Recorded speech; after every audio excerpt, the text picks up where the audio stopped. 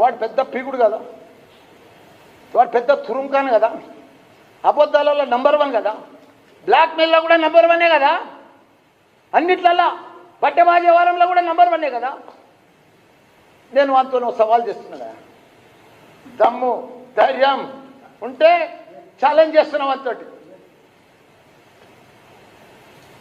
Challenge చేస్తున్నాం అంతటి, challenge చేస్తున్నాం సార్. సాలే అరే సాలే రారా గుట్లే, అరే సాలే రేవంత్, రేపు నేను రాజీనామా చేస్తా, నా మంత్రి పదవికి రాజీనామా చేస్తా, నా ఎమ్మెల్యే పదవికి రాజీనామా చేస్తా. నువ్వు నీ పిసిసికి రాజీనామా చేసి నీ ఎంపీకి కూడా రాజీనామా చేసి ఇద్దరం నిలబడ్డాం రా సాలే గాండు. రేపు రారా, ఛాలెంజ్ చేస్తున్నా, నిలబడదాం. నువ్వు ఓడిపోతే, నువ్వు గెలిస్తే నేను రాజకీయంలోకి వెళ్ళి తప్పుకుంటారా రాయ్, నేను రాజకీయంలోకి వెళ్ళి తప్పుకుంటారా.